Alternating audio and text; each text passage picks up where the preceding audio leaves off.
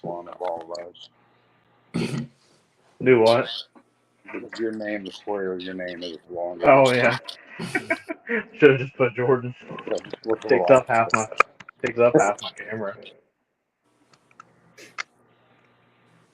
I'm gonna use my little icon here, so while I'm smoking, just out of respect to people who might pop in and view or whatever, guys, I just ask we try to keep cussing to a minimum. Right. And other than that, let's have a good time and talk fish. Alrighty. John did this. He's just walking in the door now. All right. I see we got 2 viewers in the chat. Hello, everybody, and welcome back to Casual Aquatics. It's been a good minute since I went live. I just have a lot going on in my life, and so does these fellas. I've been meaning to get them up here sooner, and then it just happened to work out that, everybody could do today, so that's what we're doing.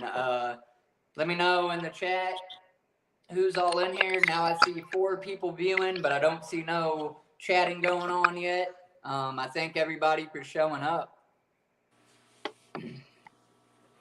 Yep, most definitely.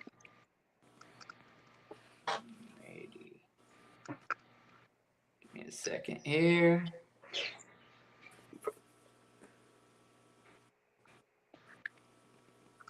Hey, Mike.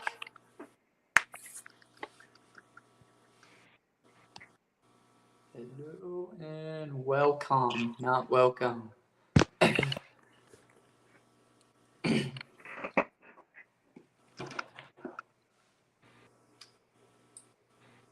Get this here list of questions up. Well, while we wait for John, we can go ahead and start. Again, Jordan, you've been through this whole gauntlet of questions, so I'm generally going to ask them, but by all means, man, chime in, answer, however, whatever. But we'll start with you, Tyler. Tell us a little something about yourself and how long you've been in the hobby. Well, right now, something about myself. I just started about 3 months ago working at a salmon farm. So I'm around big tanks and big fish all day. So that's pretty fun. That's cool. Where's that at? Albany. Yeah. Kind of out by Muncie.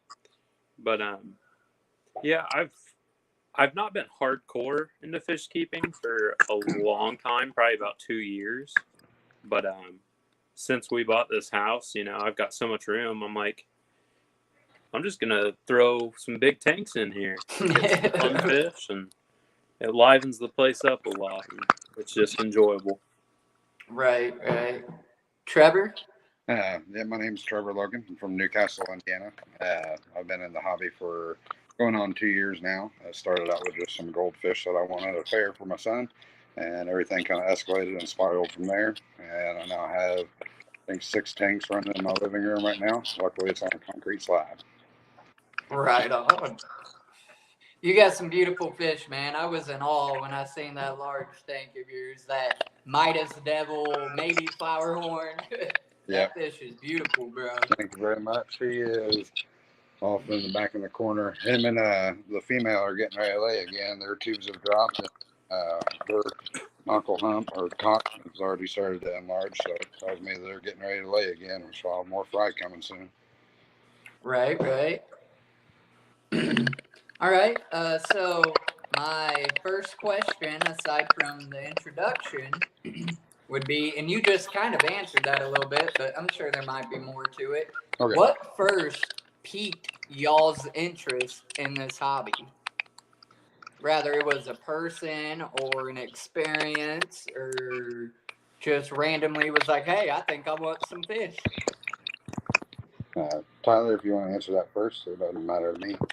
All right, cool. My thing was, so a couple of years ago, my girlfriend brought home a goldfish from a carnival we had at my high school. And, we just threw it in like 10-gallon tank, it is what it is. And then it got bigger and I, did some research. I was like, this guy's pretty cool and he's going to get pretty big. So it stemmed more from just like upgrading this guy, to a bigger tank as I went. And I was like, you know what? Why not get more? this is so much fun to watch, so much fun to take care of. And so I just, kept getting into it and keep upgrading and keep getting more. And it's just fun. Very much so. John Still have says, old Bert hanging out too. Yeah, he's over there Old watching. Bert. John, you might need to re-click the link, buddy, in the chat. Sorry, John came in. He's in the chat. He said it won't let me join. Technical difficulties. Rip. But as far as for me, yeah, I know I said what got me into it recently was due to the goldfish that I wanted at the fair for my son. But probably as long as I can remember my great grandfather, he had saltwater, and I just remember growing up as a kid, about 5 years old on, sitting there and watching that. It, I have to say that I actually have that he had, 20 years ago. It's a 90 gallon. It's set for freshwater at the moment. But that is kind of how my interest got pooped into it. I've always enjoyed it. It's just I haven't ever really paid for it. Now that I do, I'm going all out. Give me a second, fellas. I'm going to try to send the link, I guess. Not quite sure why it wasn't letting him join.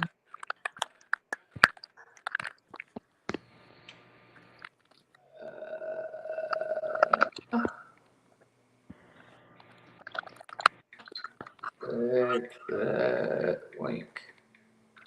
Y'all's phone's about to beep. Whoa, where did Tyler go? He probably clicked the link or something. Maybe, I don't know. Everyone, click that link.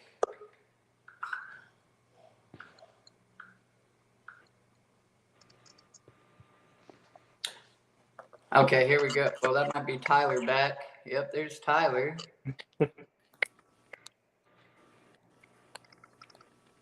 Ew. Hey, welcome back. Everybody that's watching so far, I appreciate y'all stopping in. We got one more member of Something Fishy Aquatics. He's just trying to figure it out so that he can get up on the screen. So please be patient with us, and thank you for coming by.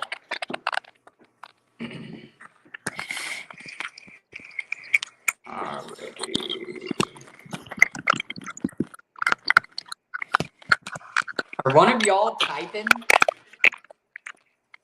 Yeah, I hear that. I don't know what that sound is. It almost sounds like water, but then like a keyboard or something.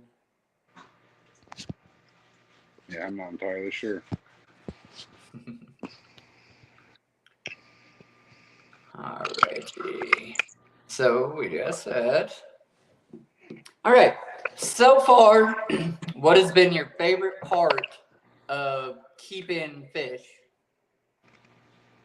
As far as for me, I would say the best part is, like I said, how I grew up and getting to see all the fish at my great grandfather's house. My son is now getting to enjoy the same thing, and he does partake and help do the water changes and hand feed some of the fish in the saltwater tank.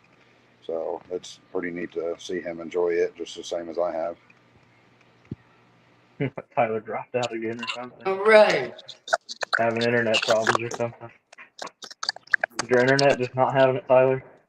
I don't know. It just keeps disconnecting me. Huh. Very strange. Right. Well, we'll try to ask you, Tyler. So far, what has been your favorite part or not of fish keeping? StreamYard is not having it today. Right. Or something's not having it. It just doesn't want this live to happen, but I refuse to quit. I'm going to answer this question myself.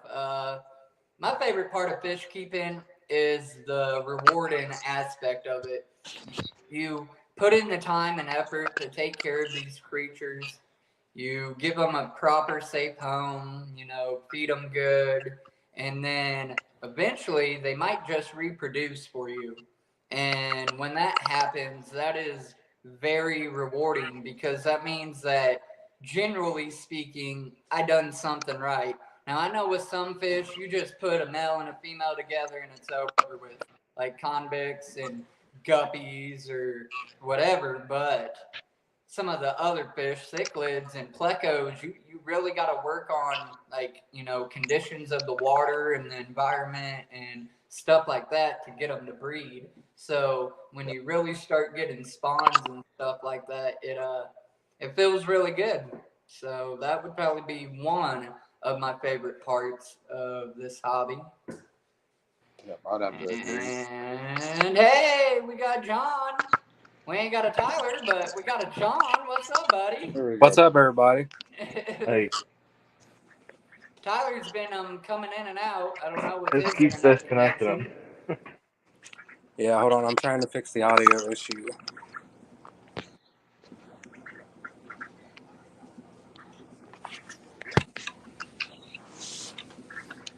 Can you hear me all right? Yeah. All right, cool. Okay, so we got to go back. I done asked them a couple of the beginning questions. Firstly, John, introduce yourself and tell us something about you. I'm John Rogers. I'm part of Something Fishy. I got into the hobby as a healthy hobby, coming home from Florida from a dark past, so I get enjoyment out of it. Right on. I can completely relate. This hobby has given me a positive outlook in life, somewhere to, put my efforts and attention and energy in a positive manner. Before the hobby, I was kind of living a little bit of a rough life and in that whole depressed stage and just not even knowing what I'm doing really with my life. Here I am, I'm about to be 30. At that point, I was like 27 or whatever.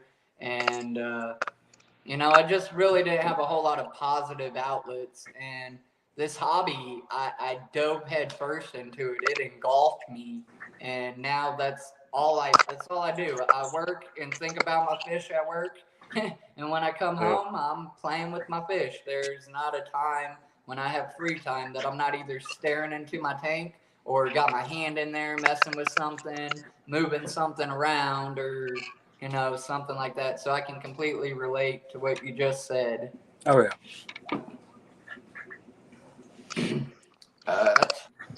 You kind of answered the second question, what piqued your interest in the hobby. So My bad. No, you're all right, man. How long have you been keeping fish?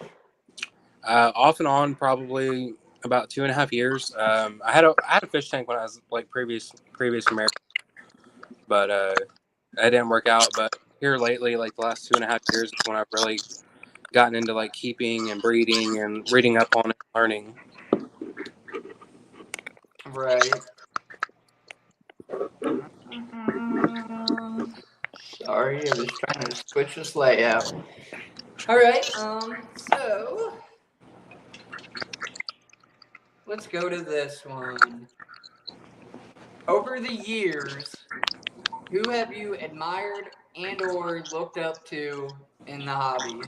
It can be somebody known, or it could be your granddad or something else. But who inspired you, or is your go-to when you have a question on fish or anything of that nature? And we'll start with Trevor and just go down the line, I suppose. I'd say definitely it was my grandpa, just because the technology up there to keep things and he was doing it pretty well. But since he is no longer here, I do turn to the king of DIY, or Joey, and I watch a lot of his videos, and I've found a lot of things to be helpful from his channel, just on my personal aspect. Right on. Joey's a good dude. He's smart and good at the hobby and what he does, so I don't blame you there. Jordan, you can re-answer this question, man. Yeah, well, my uncle, he's kind of always had fish tanks as long as I've known him, since I've been alive pretty much. So he always kind of had me interested in them, and just kind of watching them on YouTube and stuff. You know, Joey, King of DIY, Aquarium Co-op, Yeah. MD Tank, guys like that. You know, just always giving me new ideas and thinking of new ways to improve how I do all of my tanks. All right. Yeah. Tyler? Yeah, so when I was younger, my dad always had fish tanks and stuff, and he used to tell me that when he was a kid, Oh, I think we lost your audio. I think we lost some sound there, buddy. Yeah. I think you might disappear. Nope, you're there. You need to go sit on top of your router, my friend.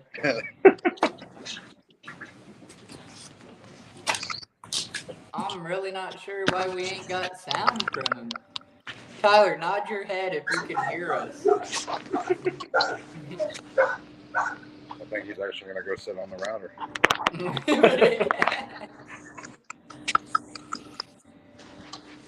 Do what? Kids. I see you. Can you hear us, Tyler?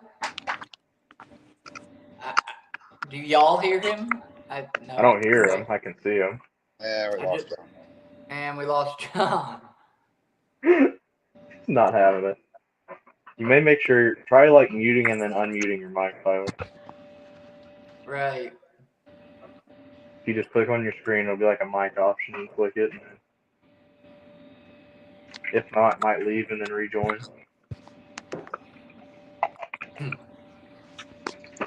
Well, my go-to was Corey, obviously, Aquarium Co-op. When I first dove into this hobby, obviously I went straight to YouTube. And believe it or not, I got to give somebody a shout out. She's a member of our group. She's well established. Her name is Dina from Everything Aquatics.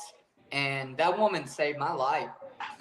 Like, legitly, when my fish were going crazy and I didn't know what the heck was going on, I could message that lady at like 2 a.m. in the morning and she'd reply. She'd answer. She'd be like, you need to do this.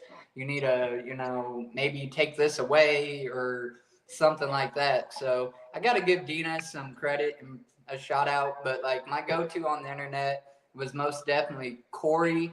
And then I discovered KG Tropicals, John and Lisa. And theirs was more like fun to just watch, but they wasn't as informational as Corey was to me. And of course, as I moved on, you mentioned Joey, King of Die. He was just right there in my face, and I've actually looked, into some of his ideas in order to try to build my pond that I want to build. 1,500 gallons. That ain't something you just play around with, or half A butt. lot of filtration and a lot of planning has to go into something that size. Right. So I It's not definitely like a 10-gallon tank where you just get the itch to set it up and you go ahead and throw something on there. It's a lot of planning and dedication. Well, I hope John comes back in, Tyler, but as of now, we're going to continue, and like when they hop in, they can re-answer the questions. For the 8 people watching live, thank you so very much. I don't see much chatting going on, but that's quite okay. If you guys have any questions, please put them in the comments, and I will ask them. I just got my little list of questions that I like to ask. Then I'm going to ask them as a whole, some questions about something fishy, and then we're going to get to see some of their tanks. So please stick with us. Sorry about the internet issues. You have audio now, Tyler? I mean, I can hear you guys. Can you guys hear me? All right, yeah, we can hear you now. Well, that's good at least. Yeah, go ahead and go All back right, well, to that. Tyler, you were telling us who you looked up to in the hobby. Yeah, so I always looked up to my dad, and he always used to tell me stories about when he was younger. Him and his dad had these big tanks in their basement, and they used to raise Oscars. And it just, I don't know, he always kept fish growing up, like not a lot, but he always had a tank with something interesting in it. And it was just, it was so cool to come home, like from school, whatever, and walk in and just get to watch these fish. Mr. Peg, I'm guessing this is somebody related to you. Yep. That is my mother. Oh, yeah? Well, hello, Tyler's father. Thank you for stopping Hi, in, Mom, man. too. Tyler's basically my brother from another mother, so Yeah. Kyle, we've known each other since hello, and thank you for forever. stopping by. Arc Aquatics, what's up, my dude? Heidi Frame said Jordan has a fish addiction. You're supposed to be studying, Heidi. All right. Let's see, which one do I want to ask? How about this one?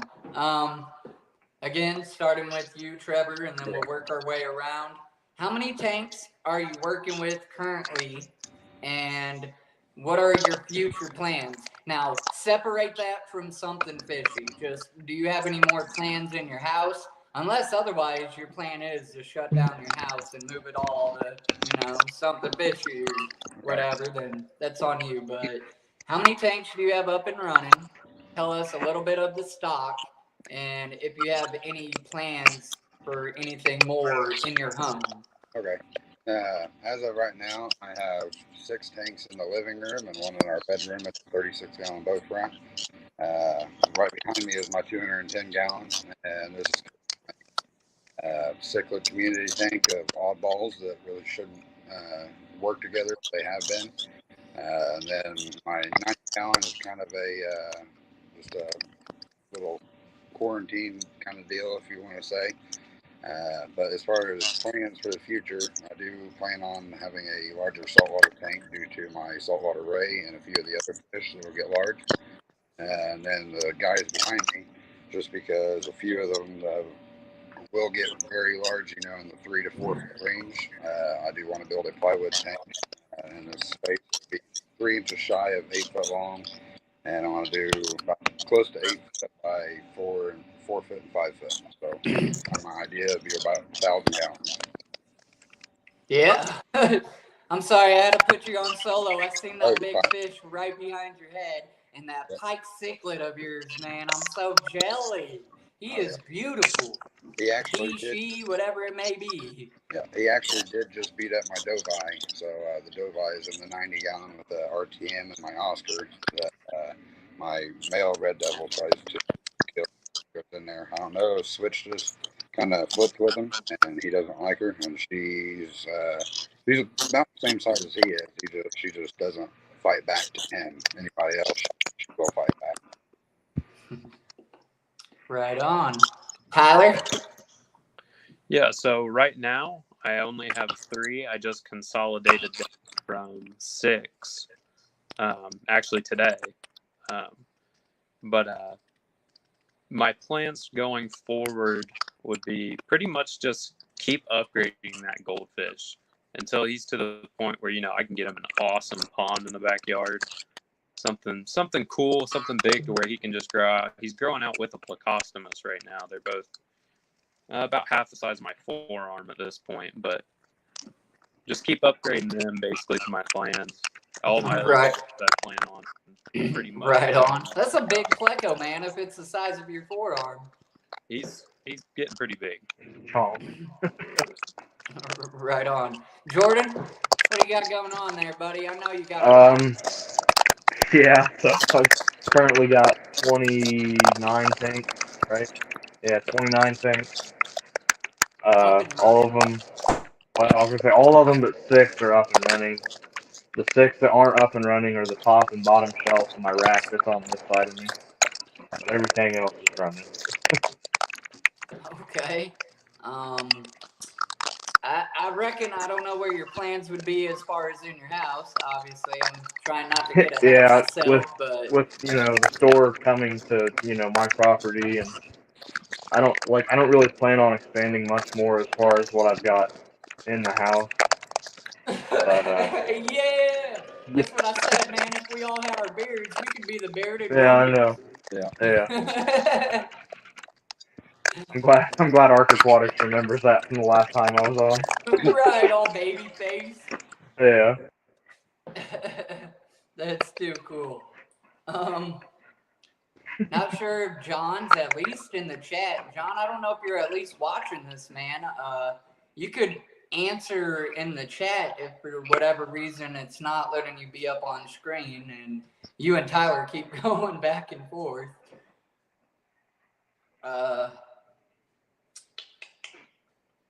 It's good. Yes, that. All right, here's a good one. If you could make one change in the hobby, what would it be and why? I would say, and I think I know you and I talked about it when you came over here. A lot of it has to do with buying larger fish that are, as babies, a fry, that will end up growing out to be really large, and just your normal hobbyist wouldn't actually be able to house them. And that's unfortunately why I have some of the guys I have today, as far as like my peacock bass and another clown knife, crescent shark, and a few other miscellaneous things that I've acquired just because of that reason. More than one pleco that I've wanted to keep, but just get them out of the situation they were in. Though I'm kind of at my max of what I can actually handle at the moment, anyway, as far as capacity wise. Okay. Yeah. Jordan, you might as well go ahead and answer, buddy, since it's just us three right now. Yeah, I'm kind of along the same lines as Trevor, just informing more people about, the size that some of these smaller fish that you see in stores actually get. You'll buy a fish that's 3 inches and it could be as big as, 5 foot or something. It's like Right. Trevor Red said, not tail everybody can just catfish. house stuff like that. Yeah.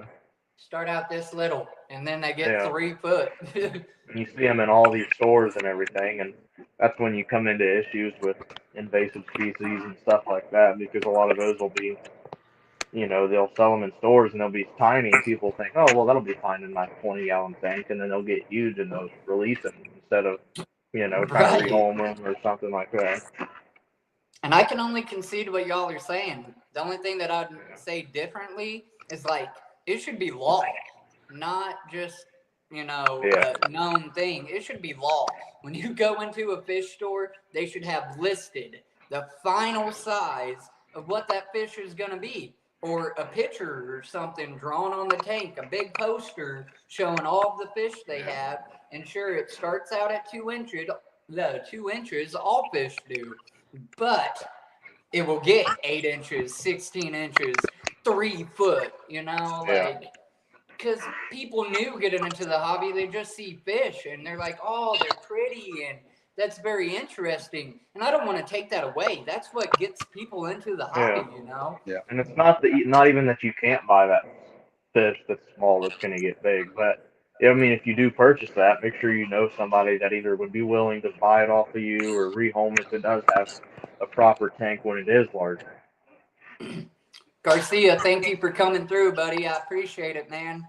And as far as when the store is up and running, I do plan on bringing some of my larger cichlids and my bigger guys to the store just as kind of a reference point, because like you said, I still want people to see and enjoy the fish and possibly be able to take them to their own home, but I also want them to know exactly what they're getting themselves into.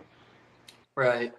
Because my first 2 Oscars that I got them at under an inch, where what they usually sell as, and within 10 months they were 8-9 inches already, and it's just one of those things that people aren't usually prepared for that. And I wasn't. Sadly, my first fish when I got back into the hobby as an adult was my Oscars, Lady and Tramp, and then I had some community small fish and a bow front, but that was like the deal. I got both tanks. No, I got 3 tanks, 2 55s and a 47-gallon bow front. And the guy's like, the only deal or catch is you got to take all of it and all of the fish that inhabit it. I'm thinking, okay, he probably got some guppies or whatever. Yeah. No, the man had 2 grown Oscars in a 55-gallon.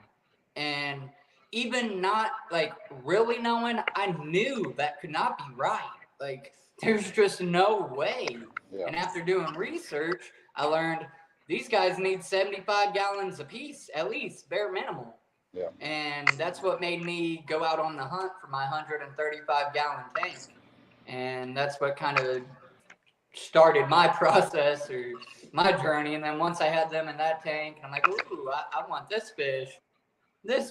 So yeah, it's crazy. And I would have been that person if I guess at that point I done had Casual Aquatics started on Facebook, but we wasn't a big group or nothing like that. So like the knowledge was there, but not completely. And I had to learn some things. You know, my first fish tank was a 10-gallon with a blood parrot in it, a green spotted puffer, a featherfin catfish. Like, what was I thinking? And everybody laid into me, bro. They ripped into me. Like, you shouldn't, blah, blah, blah. Like, 300 comments, and maybe only 20 was, sir, this fish requires this many gallons, and this fish, the rest of them was, what the blank are you doing? And you're a horrible, just horrible. So I learned the rough way, and maybe it was good for me though, because I started diving into research, and one thing led to another, and groups started growing, and I got some pretty knowledgeable admins in there and stuff like that. So that was really cool. Yeah. What would you, or what advice would you give to somebody new getting into the hobby? I would say definitely do your research. And as far as if something happens, if you do end up getting a sick fish or something like that, don't get discouraged over it. I know I did. My very first, what I called large tank back then, I did have an ache outbreak, and I was kind of ready to quit the whole hobby. And after talking with John, he helped me out a lot there, and a lot of other things on YouTube, and like Joey, I was able to figure out what I needed to do. And since then, if I end up getting a sick fish in and things like that, I'm able to treat it. So just I'd say to somebody new getting into the hobby, like I said, just do the research, and there's plenty of platforms out there to ask. I know forums on Google and things like that are pretty dead, but I know there's a lot of Facebook groups that people are willing to help. Right. Jordan? Yeah, I got a few things. I originally was just going to say research, but Trevor covered that pretty well for me, so I tried to think out of the box a little bit. One thing, that I've kind of learned in my hobby so far is, not everything that you do and that you have has to be new. I mean, you can have the nicest tanks out there and you not buy everything new. I mean, a lot of it just comes down to you can save money by buying stuff used, and you can do a lot of like DIY stuff. And I mean, there's a lot of little ways you can build stuff yourself where you don't have to go to big market stores and stuff like that to buy that. And I mean, as somebody who's attempting to start a store, it's probably not something I should advertise much, but I mean, it's just how it is. But like, I plan on, our store's not going to be like your typical run of the mill, sell all the new stuff, sell only expensive stuff, like we'll probably build DIY stuff and just sell through the store, And Right. it's not all going to be, the big name brand high price items. A lot of it will just be stuff you can build on your own, or you can save some money and we can build them and sell them to you. Or Yeah. And I completely agree. And it kind of, I think, and I hope for you guys that it works out this way. You guys live in a small town, almost like a village, where you're going to be pretty opening much something fishy aquatics. But there are a bunch of other small towns surrounding it before you get to the first actual city that's going to sell fish, which would be Richmond. Or and that's I mean, they're still minute. I mean, because that store, and it's not like they sell lots of variations of stuff. It's all pretty much run of the mill fish. Right. Every now and again, they'll get a random dragon goby in there, or ropefish, something neat, which is cool. But no, I and completely. I mean, we're as you said, yeah, we are located kind of in a small town, but then again, we're right at the cross section of two good highways. We're not far from an interstate. You know, it's like right there on the corner of 36 and 27. So I mean, we're easy to get to, and Right. And even then, it may save time for somebody who's closer around the area, or maybe kind of in between us and a larger box store. Yeah, Yep. yeah.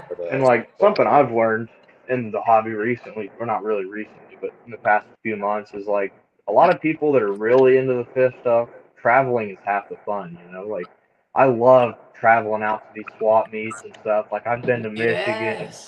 Cincinnati, I mean everywhere. I just love to that's half the fun, you know. I've got a whole rig set up in my car so I can travel to get fish and have heaters and pumps and stuff running. Yeah. So I mean, Yeah. I enjoy. I mean, and I know you do the same thing. You know, just driving around to all these different stores, and that's part of the Recorded fun. videos and stuff. Yeah, Yes, and sir. part of the hope, you know, is that our store is one of those that, you know, you walk into it and it's something that's like, hey, this may have been out of the way, but you know, they've got quality products, quality fish, the price is good, and that'll encourage more people to come back and maybe drive the extra 2 miles to get there or whatever, you know, Right, right. and just make Now it I've worth the had time. I've had people call me with my little Google page already, Yeah. and I'm shocked every time. Like, I mean, I know I put it out there, but each time I'm like, why are you calling me? You know, like Yeah. there's Richmond or whatever, and they're like, yeah, but we don't want to drive that far. Okay, you know, so uh, go to another question here. So far, what has been your favorite fish to keep? Um, I would have to say it definitely differs in between my Beischer, or he's a saddle Beischer. He's about 18 inches and stuff. He's been really fun to keep. He's neat looking. He's always something that somebody asks about. And here recently, I did just get a saltwater ray that has been really fun. It is trained to be hand fed, and you can reach in, and it's comfortable with people reaching in and petting it and anything if you really wanted to. I try to keep my hands out of there the most I can, because out of the 11 fish that are in there, 6 of them are venomous or poisonous. So I try to limit that the most I can, but I would definitely say either the stingray or my saddle Beischer. Jordan? Gosh, I don't know anymore. I've had so many new fish recently, and you know, I've kind of really enjoyed my bristlenose plecos here recently. Right, Just you breeding them and growing out the fry and stuff like that. Um, I don't know. I mean, I Funky enjoy all my Funk, fish. what up, dude? I don't know. Every time I see a swordtail, your name comes to mind. Yeah, I I'm do like, enjoy my Swordtail swordtails as Jordan. well. Yeah, I really enjoy them. I like those ones you sent earlier today. Those are Man, I real don't even neat. know what Those they were long fins. called. They were They freaking kind of look they like a literally, I was stuck. And I yeah. usually don't do that on small fish. They They're look just not my cup of tea. like I a like long them. fin velvet swordtail or something like that, or a high fin or long fin, something like that.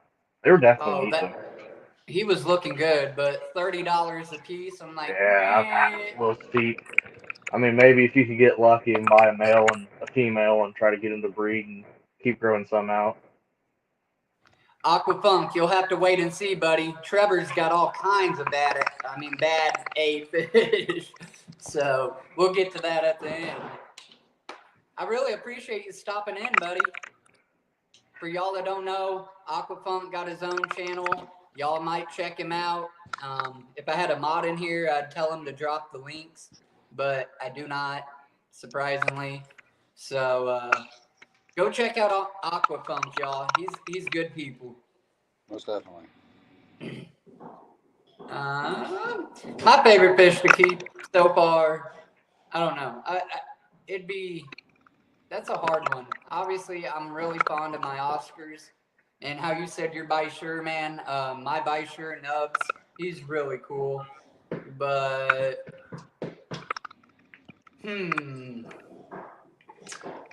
Yeah, I'm probably just gonna take the cheap way out and say my Oscars and/or cichlids. Like Red Devils are really cool. They got a lot of spunk to them, and I'm really fond of my Jaguar, Mr. Jag. He's a good looking fish, and I got him from John, so that's kind of cool. Don't hide it, divide it. Mystery Snell Guardians, hello. Thank you for coming through.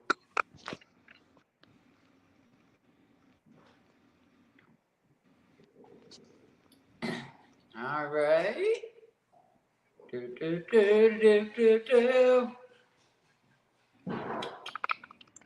That's all these. Okay, I got one last little random question, and then we'll jump into a couple about y'all's business. And I really wish John would try to get back in here, and Tyler, so that y'all can have a collective say. I assume y'all have, discussed this and amongst y'all's self and all of that kind of stuff. So, I just wanted all of y'all to be involved. But I get it when internet's obviously lagging or whatever the case may be. So this question is kind of like an outro to jump into that. And it is, what hobbies and interests do you have outside of the tropical fish industry? Like, do you have any other hobbies or pets that you're fond of or keep? Lizards, snakes.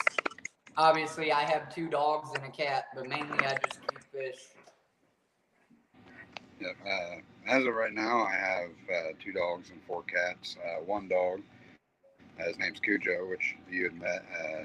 He was found, he'll be 9 years old this year, and he was found with a stab wound in his head. He was set on fire, and his back leg was broke. And he is a red-nosed pit bull, but I kind of picked him up, rescued him, and he's been the biggest baby ever since. Other than that, He's a big outside of my home, Every time I go over, I try to steal him. All right. Nicole loved him. I've ever had. And as far as outside of the home and the fish hobby, I am into cars, more or less imports, but I do enjoy anything and everything that has wheels. Right on. Jordan? Yeah, I've got a dog and a cat. Planning on Your having dog's some beautiful rabbits. too. Yeah, I don't know. He's probably upstairs with Heidi right now. He's up there studying for some tests, so he's probably up there cuddling with her in bed or something. But yeah, I actually big into cars as well. I actually knew Trevor through cars before all of the fish stuff. So I've actually known Trevor 3, 4 years maybe, something like that. Yeah, so I knew Trevor, since before I'd been big into all the fish stuff. And then it was just kind of out of the blue. One day he had mentioned a group chat, and I was like, "Oh, you're into fish too." And then since then, that's just something we've really also connected on outside of cars. So. Yep. Right. Yeah, that's what I mean, what do I enjoy really outside of this? Yeah, I'm not sure. Honestly, as y'all know, or some of you know, I just bought my home, or I'm buying my house. So pretty much the focus is just getting this place together and stuff like that. And how many tanks can I set up before I run out of room? I didn't answer this question when I asked y'all. I currently have about 13 tanks. No, 15 now up and running because I got that 60-gallon axolotl and the 125 cycling. With probably 5 50s out in my garage, waiting to maybe set up. I'm actually supposed to be trading one today for a canister filter, whatever, outright trade. I don't know, listen to music and do my YouTube, but I thank you guys for answering. And again, I wish Tyler and John could hop back in here. Yeah. For whatever reason. I'm guessing they probably just kind of gave up. It'd be neat if they at least hung out in the chat. But at any rate, Something Fishy Aquatics. Who came up with the name? And what was that initial day, thought, whatever that made you say, you know what, I'm gonna do this. I'm gonna start a fish store. And why? Like, why did you want to do it? Or, you know, so I don't know who or how y'all want to Yeah, well, collectively answer that. Or, you know, Jordan, you go first, kind of. I kind of not. That's why I asked you guys in chat, who's the president, who's vice president, supervisor, yeah. assistant? Like, I don't I know if you mean, guys got all that figured out I, or whatever. we're all pretty much like co-owners, I would say, technically. I mean, because that's just what we all are. I mean, the whole like something fishy aquatic side of it was my original idea. Thank you, Jimmy. And then Trevor and John were actually talking about starting a store as well. And I talked to Trevor and John, and I said, well, how about you guys just jump in with me and Tyler? And like, because I've already got the spot and all that. So, I mean, 4 brains is better than 2 on something like that, I feel like. So, between all of our knowledge, I feel like we can pretty much do about anything as far as saltwater, cichlids, tropical fish. I mean, we pretty much got it all nailed down. And was the name of the store just randomly thought up, or was that a collective idea too? Yeah, so that name, if I remember right, a while back, I posted on Facebook. I was like, if you were to start a fish store, what would you name it? And like there, there was just a few comments or whatever on it, and somebody had said something fishy, something or other, and I was like, I kind of like that something fishy. Like it's got a ring to it, and it's got like alternative meaning, which it's just another way to look at it. But I don't know, it just kind of clicked for me. So I figured, something fishy aquatics. And then, like, I went and searched around the internet to see if there was any other businesses called that or anything, and I didn't see anything. Oh, there goes Trevor, too. Everybody's falling off. I know. But, so yeah, I kind of just come up with the name. I looked up, like, something fishy aquatics online. I didn't really see anybody. The only thing close is over, like, out in Ohio, good ways away somewhere. They were called just, like, something fishy Incorporated or something like that. They're a store, but I mean, they're just yeah, it was a little bit different name, so I wasn't too worried about that or anything. But yeah, so that's kind of where it comes from. Right on. Aquafunk said, "Hold up, wait. How many people are rocking one channel?" Well, Aquafunk, there was 2 other guys that were supposed to be up here on screen. They were having technical difficulties. Something Fishy Aquatics is a group of obviously 4 people who I happen to know. They're in my group, and at any rate, they're going to come together as one and make Something Fishy Aquatics. So to answer your question, I'm guessing it would be 4 people make up Something Fishy Aquatics. And it's not really like just a YouTube channel. I mean, like, yeah, we do have our own YouTube channel, but it's not really just the channel. It's mainly the store, and then the YouTube just kind of part of our social platform. Yeah. That I need to be more active on, but I don't have time to edit and all that shit right now. So I'll get to it eventually. I'm hoping now that we have more people, we can kind of get more active on that and just try to find ways to. I mean, and it just takes a lot of time. I mean, it takes me a day just to do water changes on everything, and having to carry a camera around, and it just adds so much time to it. And I mean, it'll get there. And like I said, I feel like with 4 people, we can find a way to streamline that more and try to put out a couple videos a month or something like that, just to make that channel active again. Because I'd really like to make that active. Jimmy P, if you just Google YouTube, yeah, you can just search something fishy aquatics. Or we're on. MSG. If you're still in here, could you please drop their link? We're on YouTube, Facebook, Instagram, and Band. I'll put our profile picture up real quick so you can see it. That's our profile picture. So you'll just have to look for that on the pictures or on the socials there. It's just that little powder blue gourami, and it says our name on there. So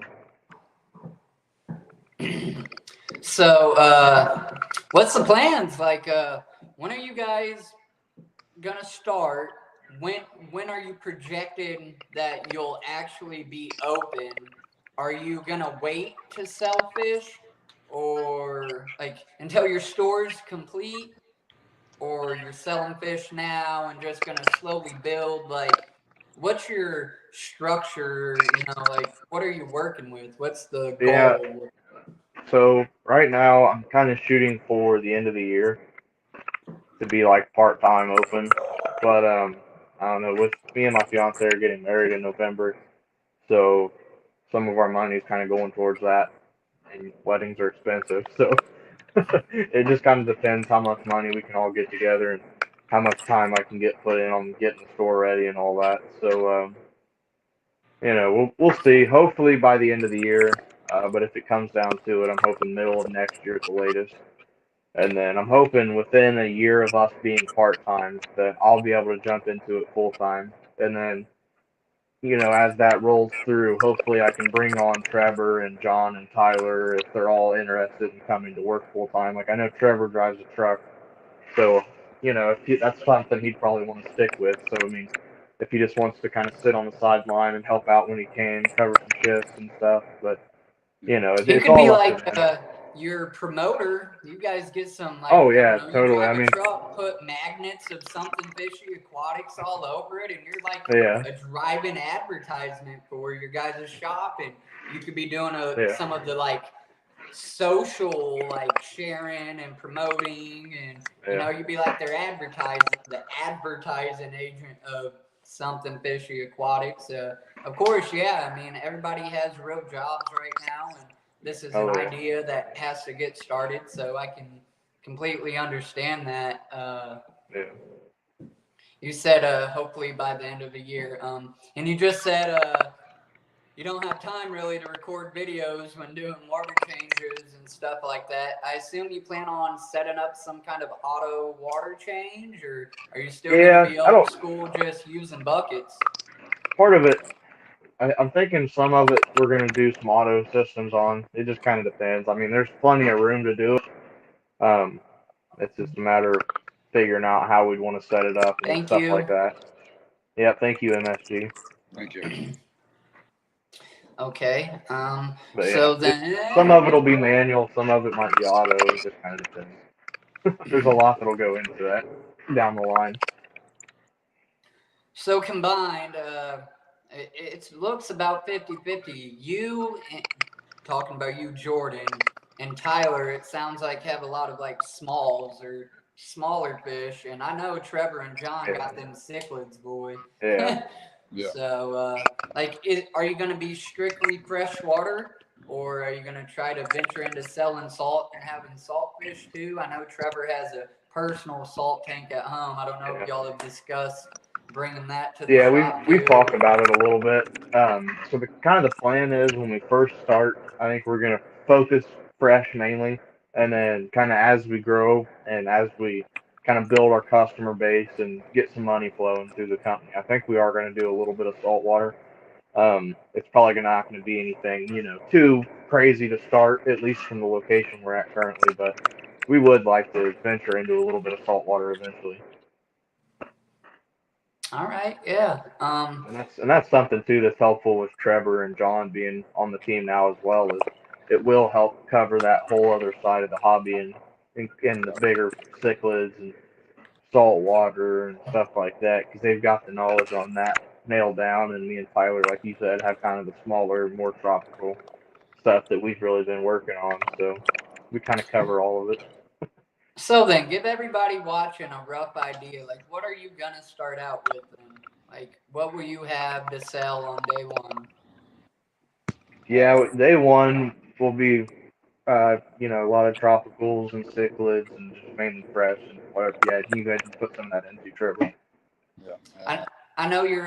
Go ahead, Trevor. Let them. And between John and I also, I know Tyler, he breeds a lot of the tropical and everything, but we also do breed quite a few of our cichlids. I know John does a lot more of the African cichlids, and I'm more in part on the Central and South American cichlids. So we're going to definitely try to have stock in on that. And I know me and Tyler have talked before as far as when we do get fish, we want to try to have enough stock put back to allow things to actually quarantine for 2 to 3 weeks ahead of time before we actually start selling the fish. And that is awesome. I mean, most Stock. stores should have a quarantine area, and like your big stores like the Reef and Gerber's, stuff like that, I do believe they do. But then your small shops like Petland in Yeah. Richmond, I know they don't have a quarantine system. They absolutely cannot. Like what they have there is what they have, and I think that will be a good thing for y'all. You know, to be able to say, look, this is our quarantine section, and we won't give you fish until they've been through, you know, a proper quarantine treatment and whatnot. Man, Yeah, Mystery and like I Guardian know as far as putting it out there. he's hooking it up. Thank you. Yeah. Thank you too, Jimmy. I appreciate it. Yeah.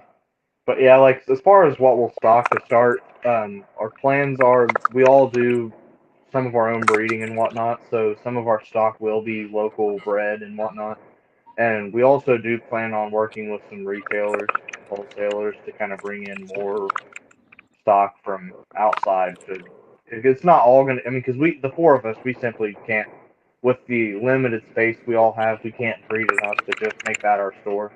And I just think we don't have the necessities to really like you know branch out into that many different types of fish to really be able to push that to everybody that has different fish. You know, it's hard to describe, but there's just so No, many yeah. different parts of the hobby, and we want to be able to cover as much of that as possible.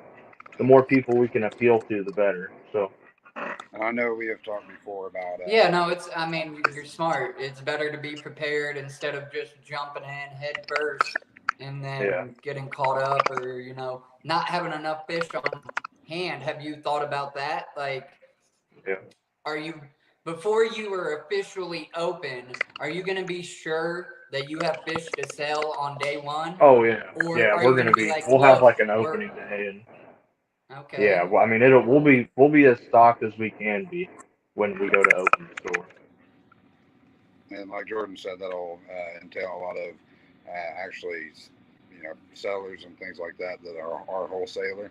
And we'd Hmm. also like to work with some local breeders for Yeah, and that's a great point too. Trevor said there. We also plan to work with something that other people outside of the company that do their own breeding and whatnot, whether it's just some in-store credit to start up, or once later on down the line when we do have more capital and we can just straight up breed fish or buy fish from local breeders and stuff like that. Because between me and Trevor and everybody else in the group, we know lots of people around that breed anything from cichlids, smaller fish, stuff like that. So we'd love to help the community grow by giving back to them, whether it's buying their fish or giving them store credit, giving them food and stuff like that.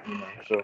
And that's awesome because a lot of places don't do store credit yeah. and or give cash, and I can respect that you might not do cash right away. Maybe for some Yeah, rare fish, that would it but take some time to get to once we get because that takes capital and overhead, and that's always a big trouble starting a small business is having the overhead to just throw out there. I mean, so that's why this has kind of been a process. We don't have the capital to just throw the store up overnight and be ready to go, So, but it'll be stocked once we're ready to open, and down the line, eventually we'll, hopefully be able to buy fish instead of just doing the in-store credit or things like that. Tyler Goes Fishing, hello and thank you. I don't think I've seen your name before. I don't know where you found us at, but I appreciate you coming through, man.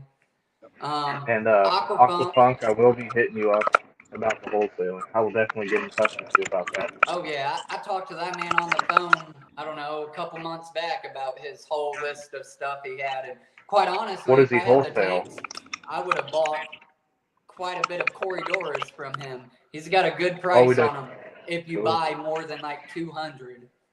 Okay. So, I mean, y'all definitely need to try I'll, to hit him up. And Jimmy Aquafunk, do you P, have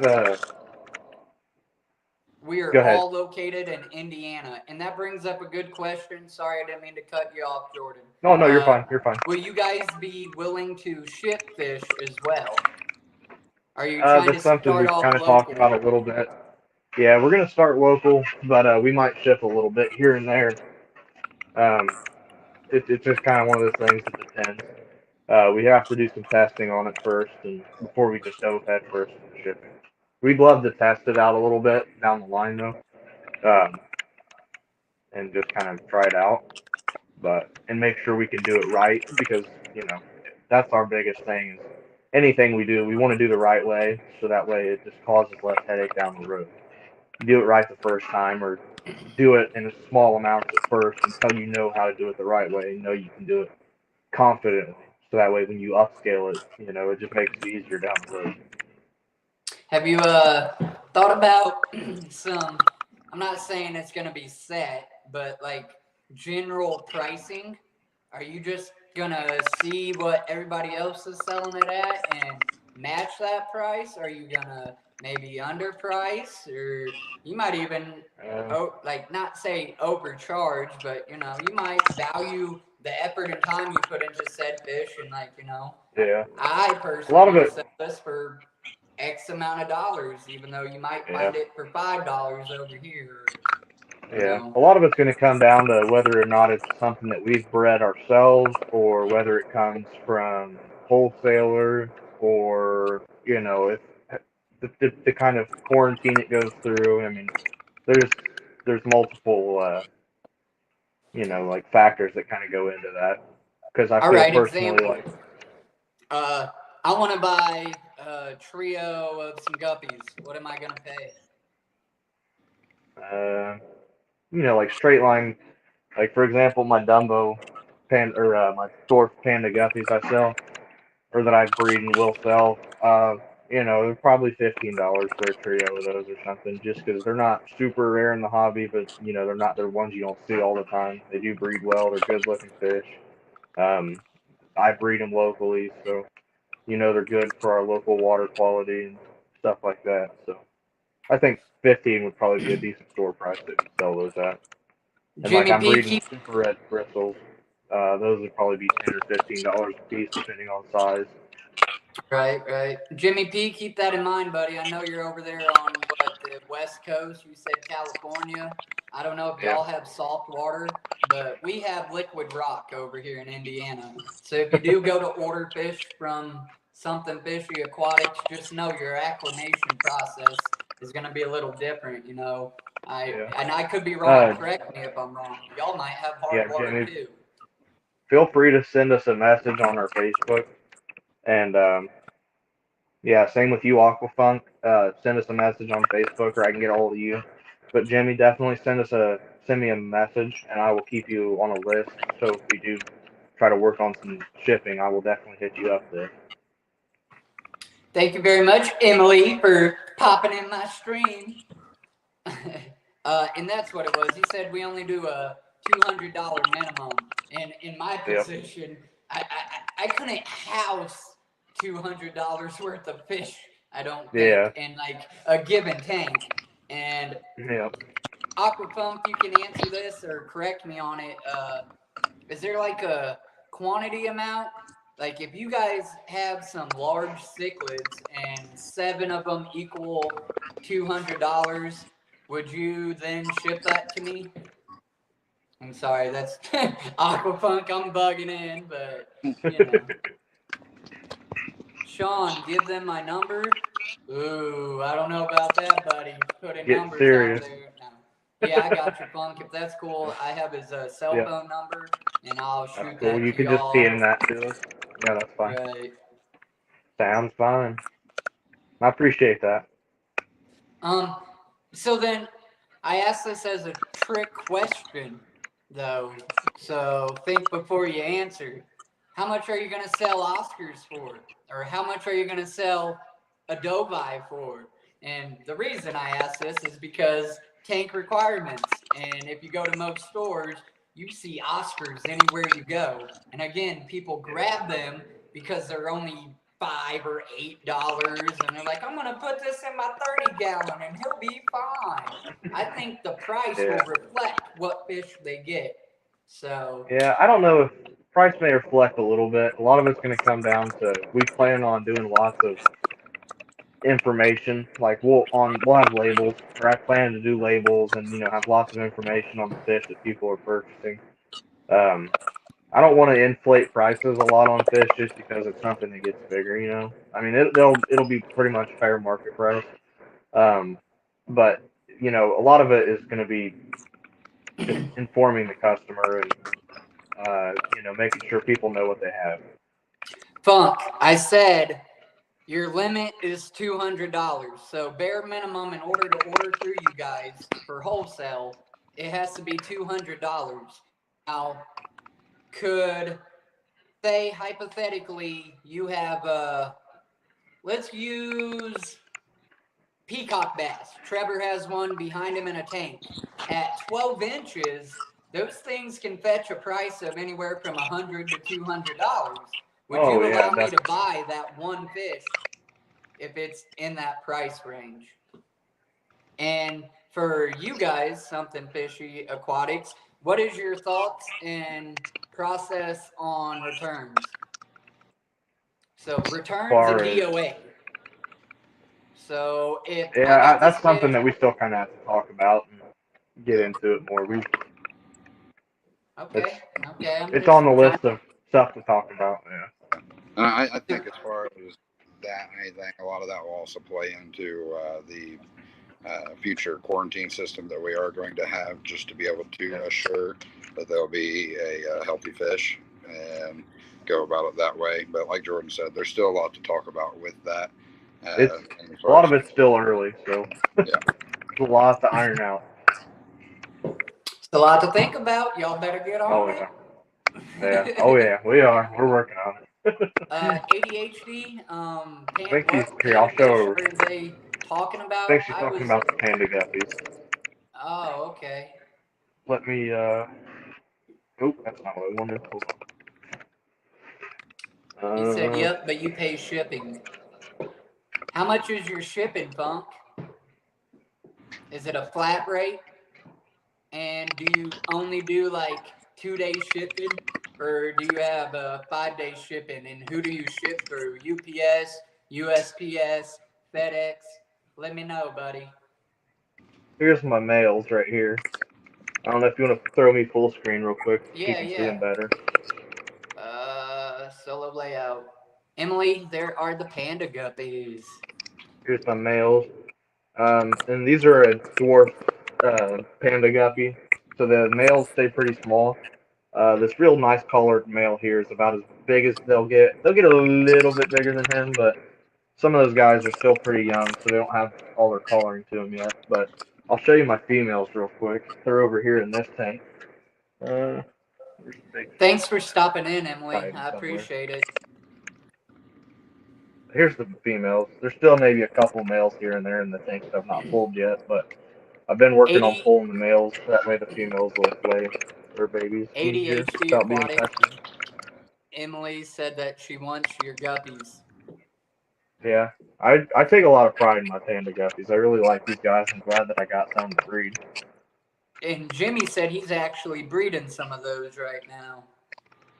Awesome. Yeah, they're great fish.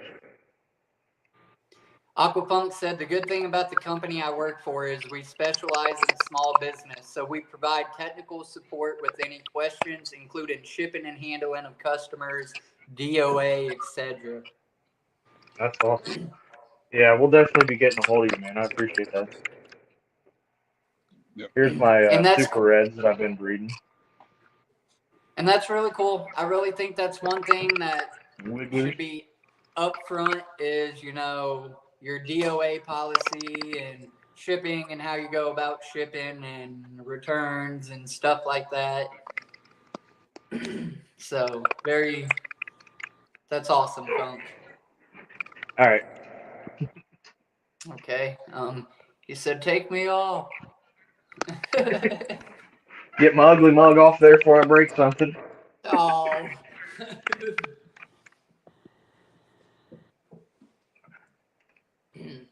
So you guys mentioned to me about like having a show tank or centerpiece in your shop.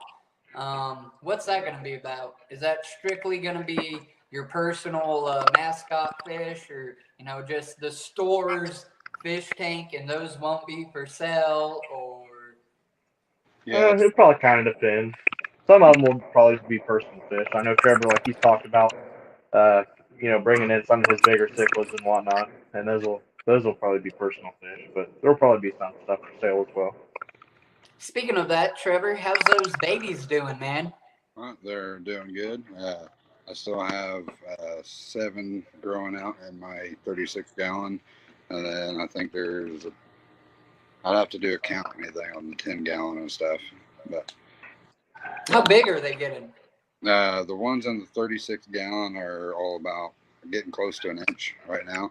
And then the others, just because I haven't had the space, I don't pull the fry every single month whenever they do lay, because it just kind of overruns me with what they actually produce. And Right. but So then, are Right. you trying to get them to like 2 inches before you get rid of them, or yeah, what's I'd your? like to get about the 1.5 to 2 inch range where they may start to begin to show a little bit color and things like that, and just kind of get them through that fry stage, as you will. That way, it can be a little bit more of an assurance as far as their health and whatnot, because I know how sensitive fry can be. Well, as soon as they do, man, let me know, because I'd love to have one of those babies. That offspring would be pretty cool. What we got in the chat here? I want the guppies, Jimmy. I read that. Do Okay. you know where ADHD's from? Where ADHD's ADHD's from? product? Yeah. She's from the mountains.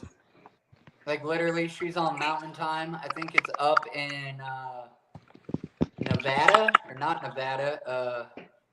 Man, where is it? It's a random state up like center of us. It's Montana or not Utah or Michigan. something.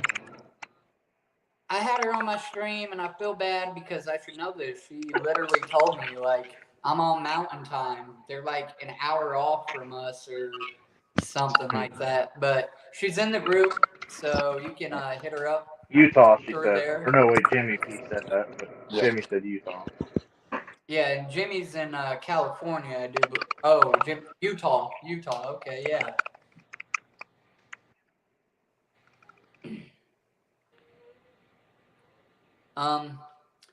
Let's see.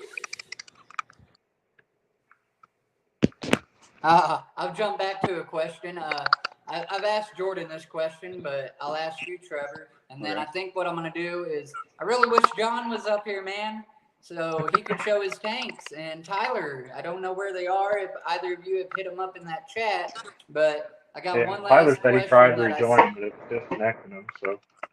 I got one last question that I was going to ask that I saved, and then allow you guys to show your tanks. I'm sure they would love to see what you got going on, and you can literally just scan through real quick. If you want to talk about any individual or direct fish, cool. If you just want to be like, okay, these are my tanks. Okay, the end. And okay. But I have asked Jordan this question, and I mean, he can answer it again if he would like. But Trevor, what does your significant other think about the hobby and you being in it? Is she involved in it, or is she just accepting of it? And what I mean by that is, does she get dirty with you, or is she just like, okay, my old man's a fish nerd and that's what he does and that's okay? I think coming from being in cars and how much I was into cars back a couple of years ago and anything, she already kind of expected as much. She is pretty supportive as far as a lot of it goes. There's some times where I get told no, and that's fine. Sometimes I go overboard. But like if I have a fish delivered in, I've actually taught her and shown her the acclimation process of how to go about acclimating fish. And the one that I'm real proud of her being able to acclimate and handle was the lionfish whenever it came in. And so she's done really well, and she's helped out in times of need, because like Jordan said, I am a truck driver, so I am gone a lot of hours a day, and whenever I get shipments, it's usually her that's taking care of it whenever they do come in. So yeah, I'd say she is pretty supportive of it. That's awesome, man. My old lady, she just tolerates it. Like, she doesn't tell me no, but she will like stop me only on the bias of Sean, we might not have the money this week for that $60 fish, you know, or something like that. But she doesn't really get involved and get in the tanks with me. She does or did have one fish that she claimed as her own, and she is the reason that I started getting axolotls, and now I'm, you know, trying to breed those and stuff like that. So I appreciate that she puts up with me and allows me to do what I enjoy doing. So I think that's the pretty awesome. big part that helped is I had read somewhere to maybe try to help bring your significant other into the hobby as well, as letting them name it and just kind of be a part of it, whether it's just something real minor or not. So just about every single fish in the house has a name, and she's given the name to everyone. And there's a couple here in this big tank that she's claimed as her own, and also along with the Blackwood Frontoses. She adores those. Those are probably her favorite. Yeah, those are definitely beautiful.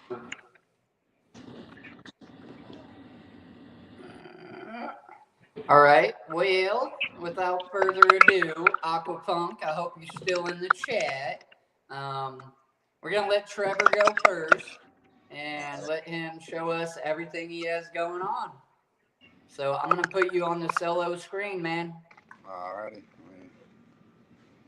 You can turn your camera around to use a back camera, or you can just turn your phone. If you click on that cam button at the bottom, it should give you an option to switch your camera to Yeah, back you got to camera. click on settings. Oh, Or sorry. Click settings settings, and yeah. then camera. There we Yeah. go. Yep.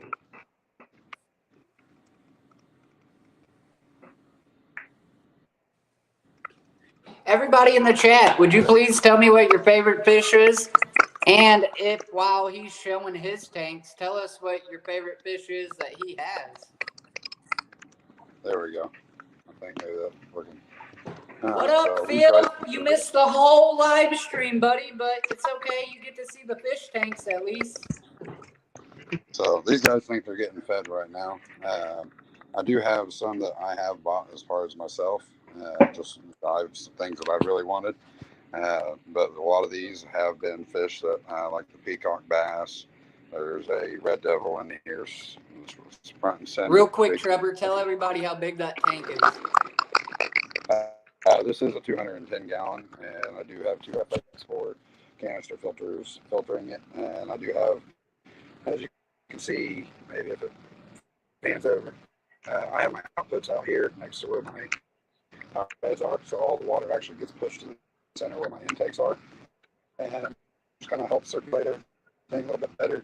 Keeps no debris resting at the bottom, and I do roughly 50 to 70% water changes weekly on this tank, just because of the stocking. But like I said, a lot of the fish I've got because they were like the peacock bass. There was a red devil, this Texas cichlid here in the front, and the jaguar. A few other things were in a 75-gallon tank themselves. This red devil up here in front. Hey, Trevor, hold up 1 second, buddy. Try to pause your mic and then unpause it.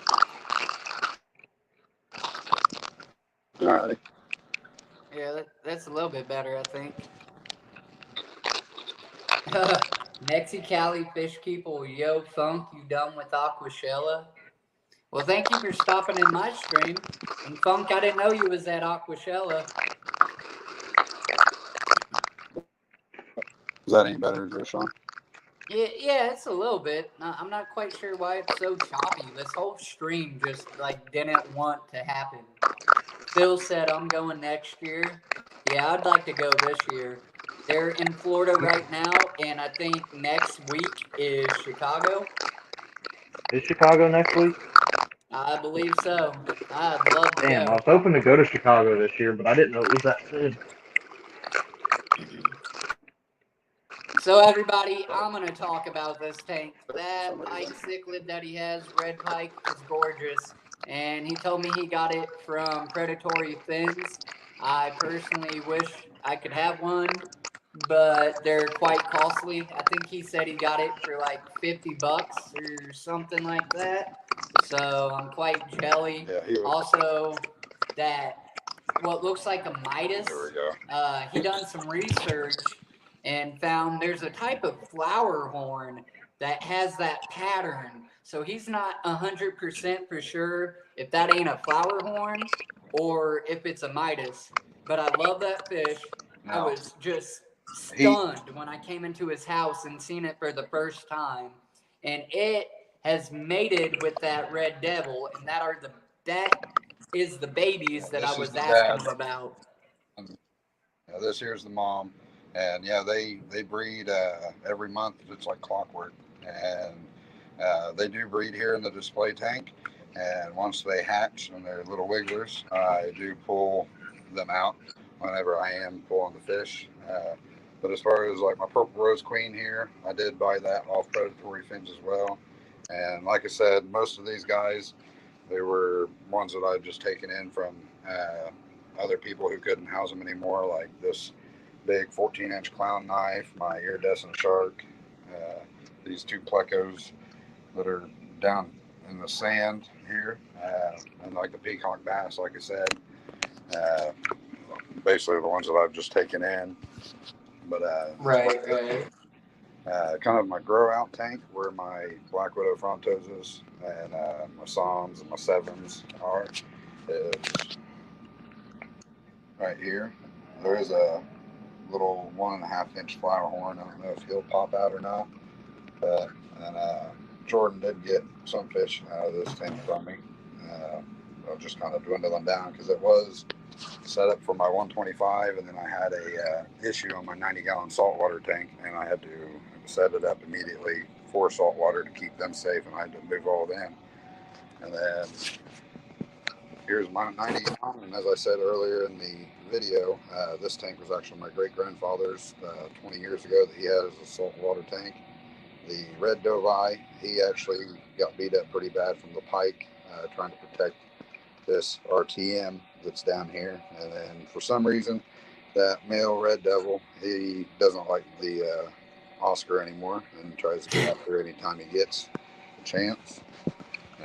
I'll show all the freshwater stuff right next to anyways. And then over here. Hey, Phil had asked you what was that blue one next to the flower horn. I think he's talking about your big tank. Right now, next to the flower horn is this red devil. I don't know if maybe he sees it or not. There is a red Texas in here. I got him from Gerber's. He was in a little 10-gallon tank by himself for probably 5 or 6 months. And I decided to go pick him up. It may have been this one right here. This here is a purple rose queen, red base snook cross. It actually bred like that in the store, and they just kept it. And they still had one in the store. I was planning on buying it, and a lady who had bought them all when they were still fried, she offered to just give me that one that she couldn't keep anymore. So I hope that answers your question, Phil. Right on. Here is my best flower horn. I know the glass is kind of all chopped up a little bit, but he is a pearl cantha flower horn, or king pearl cantha, I should say, and he is as mean as all get out. The only thing that I've been able to keep in here is a pleco, and I did just put a small convict just to see how he does, but he will jump out of the water and bite your finger. You can't do anything in the tank without him going after it. He is really aggressive. And then I did actually bring out some krill to feed the saltwater tank. Maybe I get the Okay, yeah. stingray up and hand feed for you guys.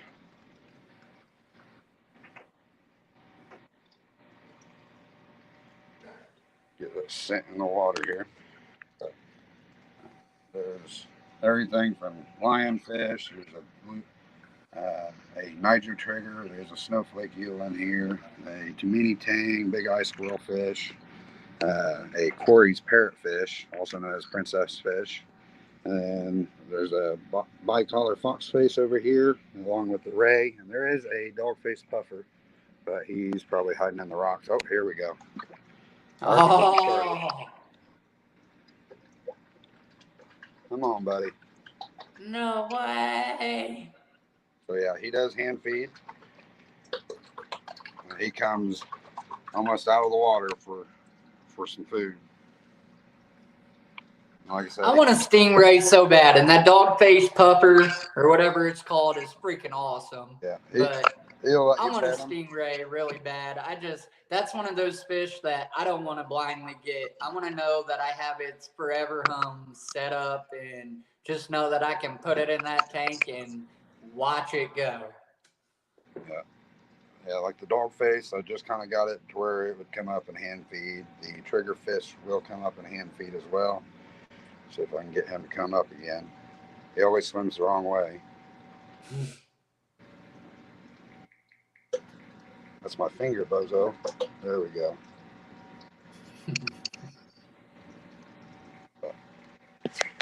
Yep, so that is about it. Oh, there we go. Yes. What color is he on top? Is he just like a gray pattern or is that yellow? Here, let me move this off so I can Kind of like a Oh, okay, yeah. brown spotted. He comes from the Atlantic. That's all I was really told. I've tried finding exactly what he might be, but it's been kind of hard press telling. And over here, I don't know if you can see it or not, is where the snowflake eel is. He comes out every now and then whenever he feels like it.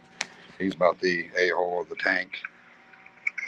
I've been talking to my old lady, Trevor, like, that is a snowflake moray. Does it differentiate from a regular moray eel, freshwater moray eel? Because I just don't understand how you're able to have fish in there with it. I guarantee you, if I put a fish in with mine, it's lunch. Now, let me retract. He has lit a convict cichlid. Somehow, I don't know how the convict hasn't died from the salt yet, but he has left him in his tank for a minute. But I've seen him eat them. I know he will eat him when he's hungry enough. Like, Now, him, usually I'll have to get some more food thawed out here later. That's just what I had already thawed out before the actual live itself and anything, so I can maybe get that on video for you guys. But I do have to throw a clamp in there or my grabs to direct feed him because he stays in the rocks and he does go after anything and everything that goes around the tank. But yeah, this is kind of my prize possession. I guess you could say I really like my 210, but this year, my project I've been working on and trying to replicate almost the same thing that my grandfather did. It's a little bit different stocking. He did more or less corals and things like that. I like my mean, aggressive fish that are more or less your predators. But I do have some things in here that aren't necessarily just your predator fish. But let's see. it's a beautiful tank, man. Do you have plans to get any corals or frags or no? I actually do have one coral. Oh. It's called a Gorgonian. A buddy of mine that I actually got the ray off of, he said that I could try it out, see how it worked, because this tank is still relatively new, about 2.5, 3 months old. And for that being that, I didn't want to go out and buy, you know, hundreds and thousands or hundreds of and even thousands of dollars worth of coral just for it to get killed or ate, especially with the triggerfish and the puffer. They will nip on them. But Right. as far as in this tank, the moray eel, I've been told their bite does have a venom to it. Of course, the stingray, the lionfish, the foxface is venomous with the spines on its dorsal. And I don't know if you can see him down in there. Is a big-eyed squirrelfish. He is also venomous as well. So, like I said earlier, out of the 11 fish in here, 6 of them are venomous and can do harm. So I try to keep. I just didn't know how it's working for you. Like I said, if I went and got me a clownfish and threw in my moray eel tank, it would be lunch. Gotcha. So I didn't know if it was the snowflake is what the difference is in the type or version, or It may be. I have been told that they are very aggressive, which, like I said, I am able to attest to that just because if anything swims near his hide, he does go after it and attack it and whatnot. But he's just so small right now. I think he's less than maybe 9-10 inches at the moment, so he can't Right. do a whole lot to anything that is in the tank. Man, those eels though, they got that like serrated second row teeth, Yeah. man. They're a force, especially when they get bigger. My moray, he's closer to like 1.5 feet, 2 foot almost. Gotcha. Yeah, this guy, he's not anywhere near that size. I do want to show a fun fact. So this Corey's parrotfish, or like I said, also known as the princess fish, if you see the beak on it, the way its mouth is, it'll actually pick up rock and coral and things like that and chew it up. And whenever it goes through and digests in its system, it can produce something crazy like 5 to 10 pounds of sand a year. Anything from it's just going through its dietary system. Right on. But as far as that, yeah, that's about the gist of all the tanks that I'm able to show at the moment. And yeah, there's my side of it.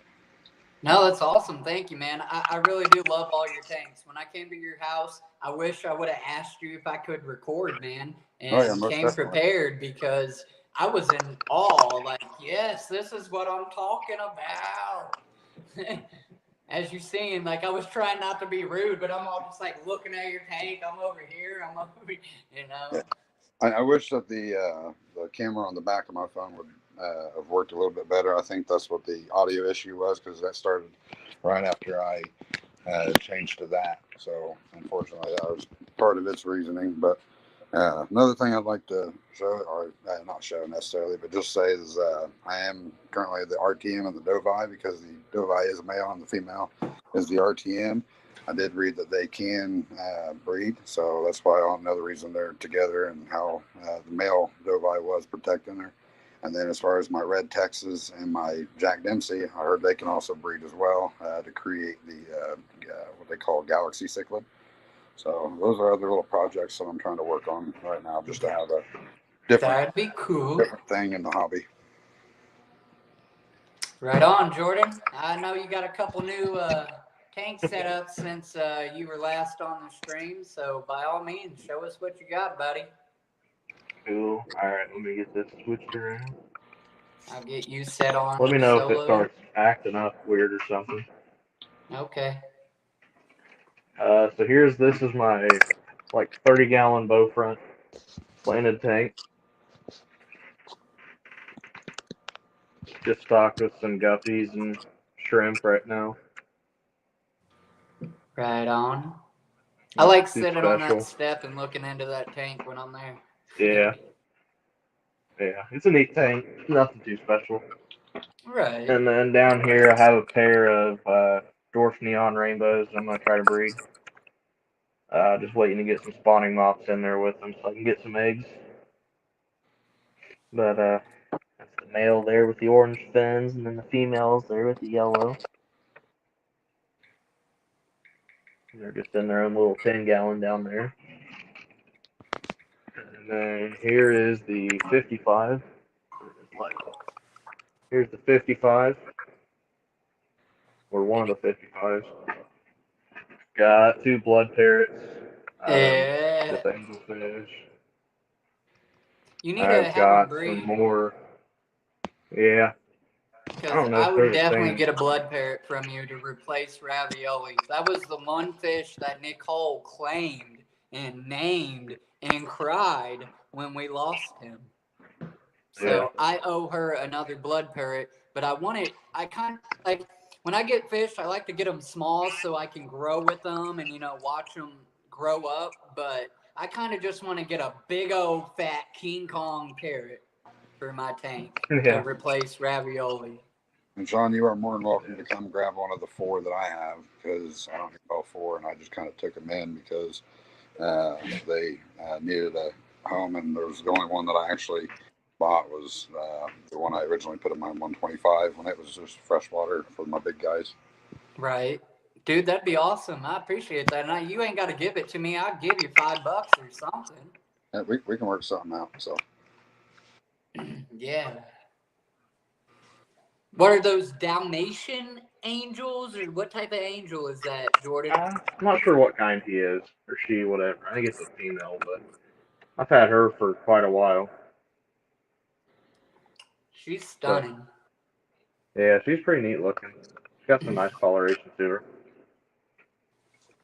But I don't know, I've got a couple neons in here still that I've had for a while. Green Lantern, Platy. That's a male there. One of my male swordtails. Got this male. They're fighting, obviously, because they're male swordtails and they're assholes. And then I've got a couple glass red fin tetras, glass blood fin tetras, something like that. A few of those in there. Some more dwarf neon rainbows. Another female swordtail there. She's a velvet wag. And then I've got I have 2 solid collared and 1 striped coolie loaches in here. There's one that's hiding down in there. The striped one's up here in this plant. Can't really see him very well. He's kind of right there in the middle. That's that tank. That's kind of what I'd consider my show tank, I guess. It's done Right. up more than any of my other tanks, but there's that. And then this is a 30-gallon. Got a few angels in here that I got from Trevor. And a black skirt tetra. And I've got a whole bunch of these green gold corridors. Yeah. And I have a male longfin common bristle nose in here.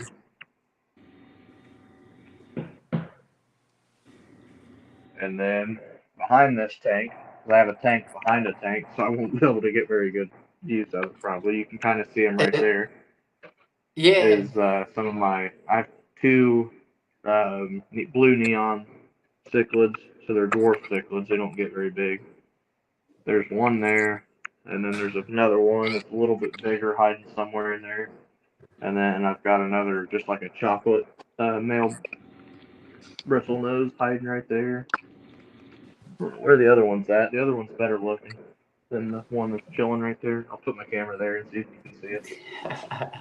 Maybe Whoa, hiding, he's kind of neat looking.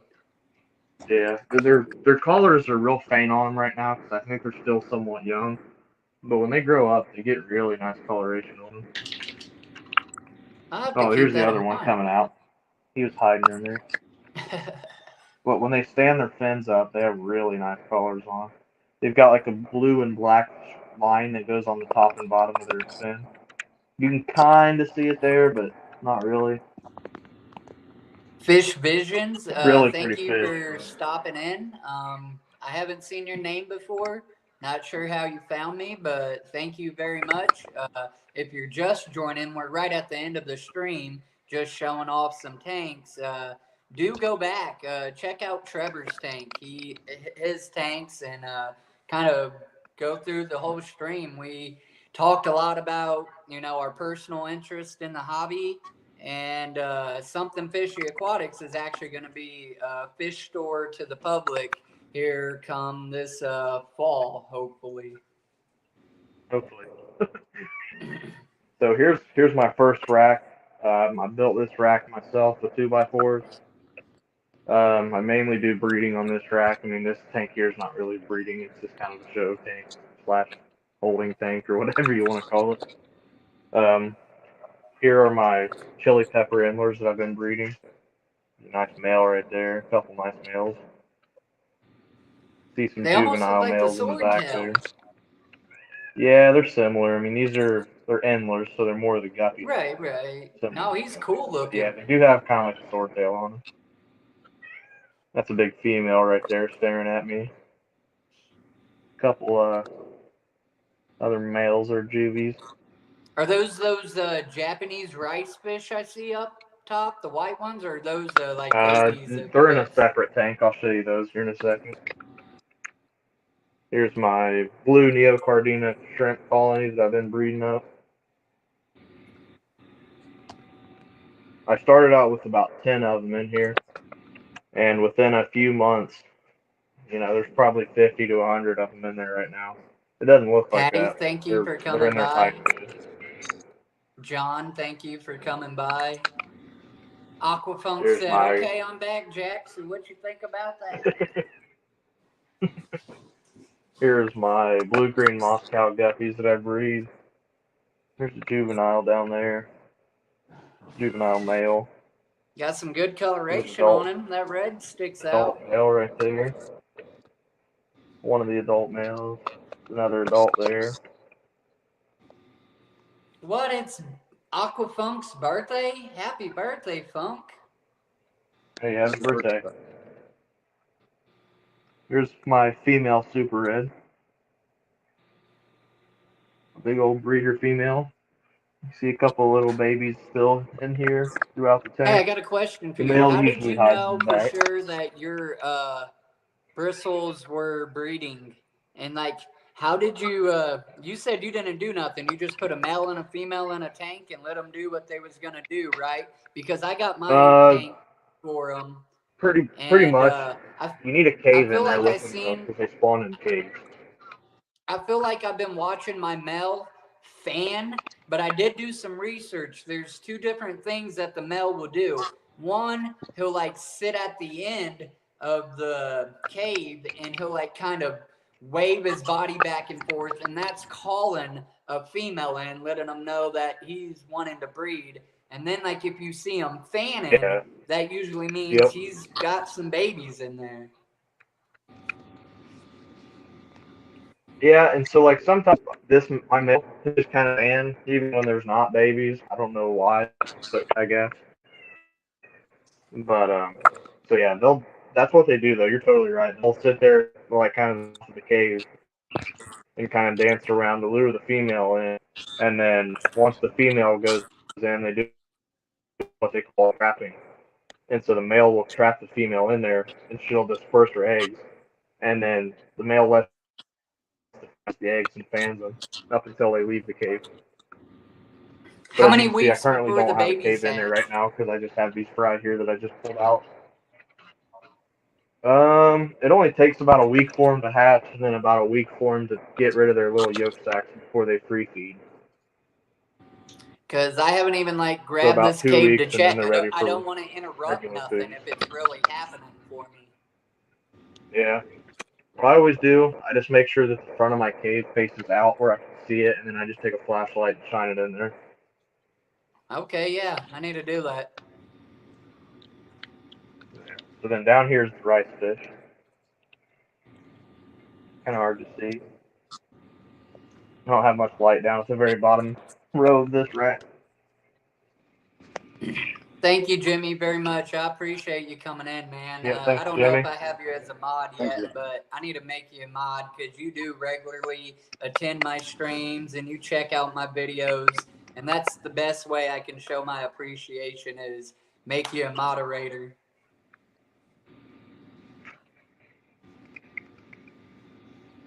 Here's my pair of Provensis. See the one hiding in there.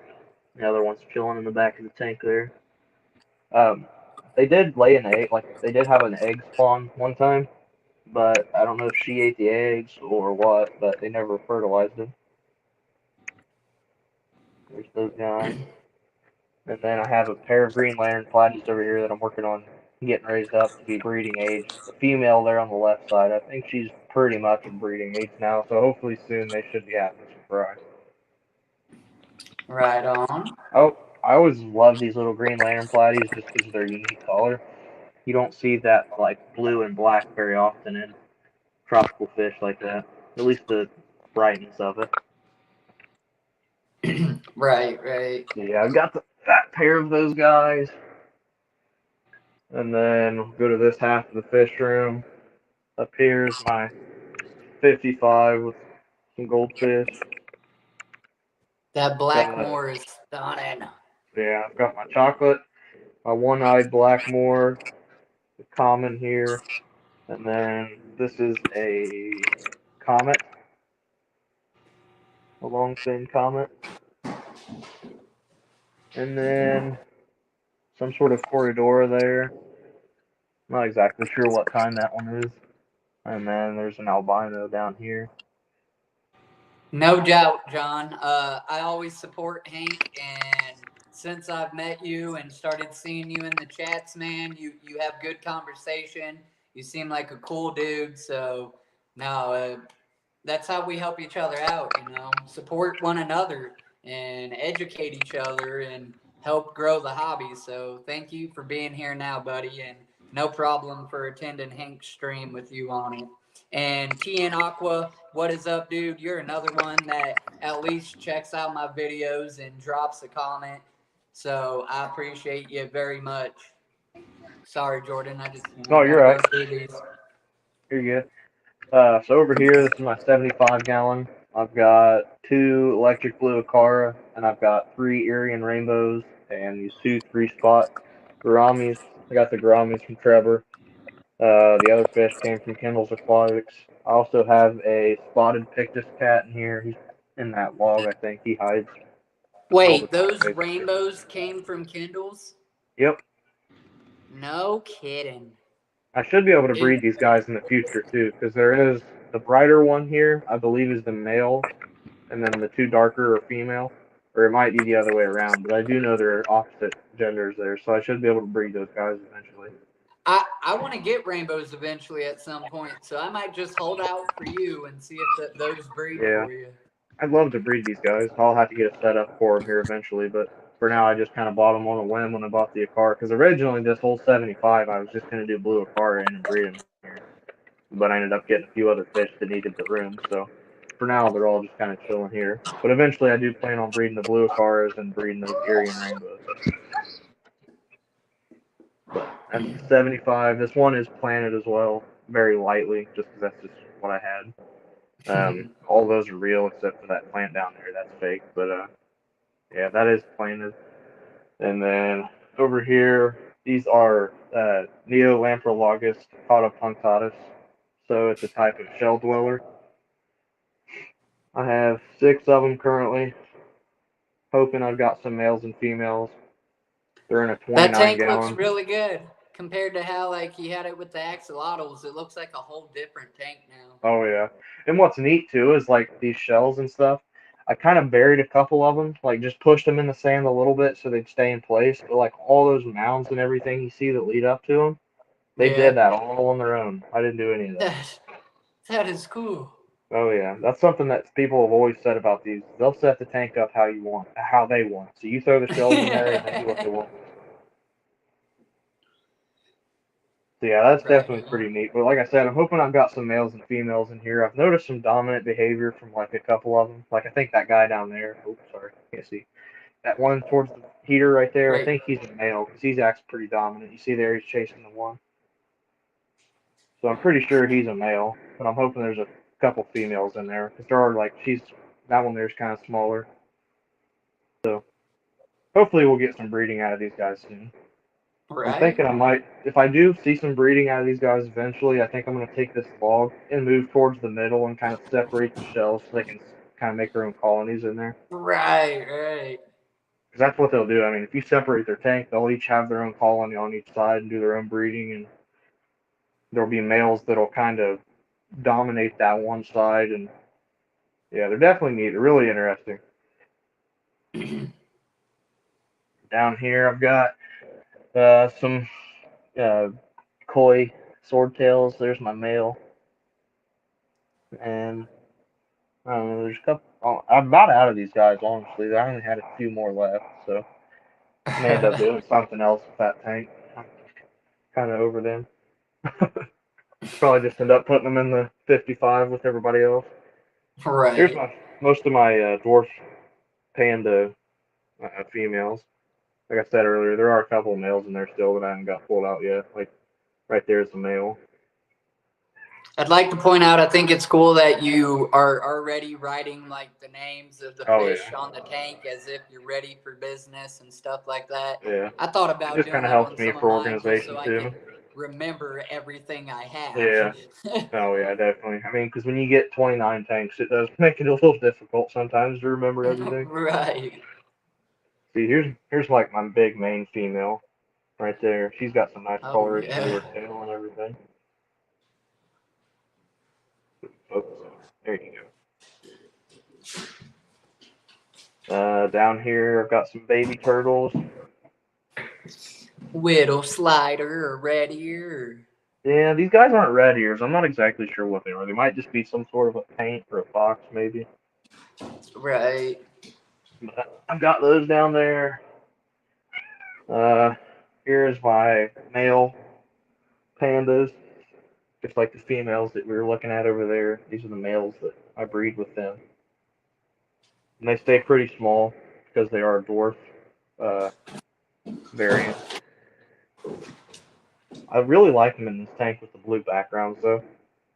Really Yeah, I like black. painted backgrounds too. Yeah. And then I'm growing out some more of my super reds in here. All these guys are from my second spawn.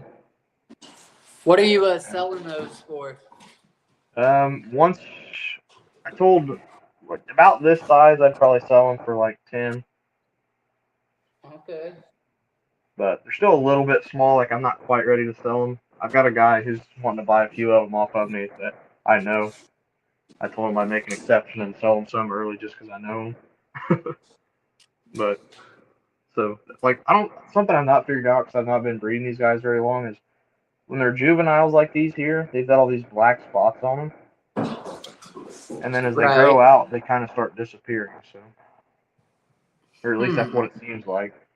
And then here I've still got some really young ones. These guys are still absorbed in their yolk sac. They look almost like orange or yellow. Yeah. Yeah, they do at this stage. They're really yellow. See if I can't get the camera to focus on this one, but you can actually like see their hearts when they're this young. And I kind of want to focus. You can see that little red dot there in the middle of them. That's actually right. Heart. Yeah. But yeah, I've got 17 of them in this spawn. And I've got about 18 juvies in this tank here growing out. All the little guppies. Over here, this tank's currently empty as far as fish. But I plan on doing some sort of shrimp, I think, in here, along with some guppy grow out probably. I think I'm going to probably end up doing some green gold shrimp, which basically, or not green gold, yellow gold, or yellow golden back, I think is what they call them. So those basically, their bodies are like kind of a translucent yellow color, and they have a really prominent golden stripe down their back. John said I need to get some breeder boxes because I've had a hell of a time netting out my fry the other day. Yeah, Jordan needs to do a zoomed out view of this tank he's showing. He got this on a deal, and this is like something you would see in a legit shop.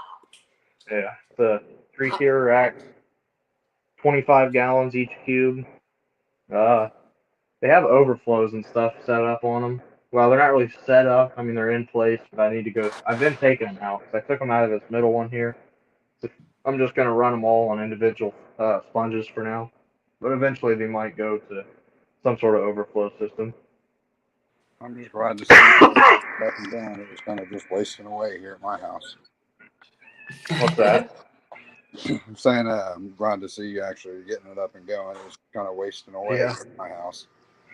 Yeah, I've got this one ready to go as well. I'm just currently out of air supply, basically, so I'm waiting to get another big air pump so I can run these.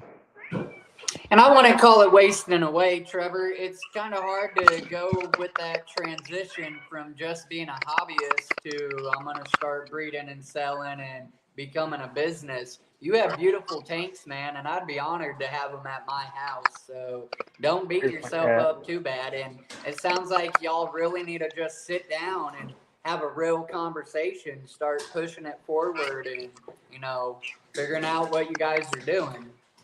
Yeah. This is Ramona.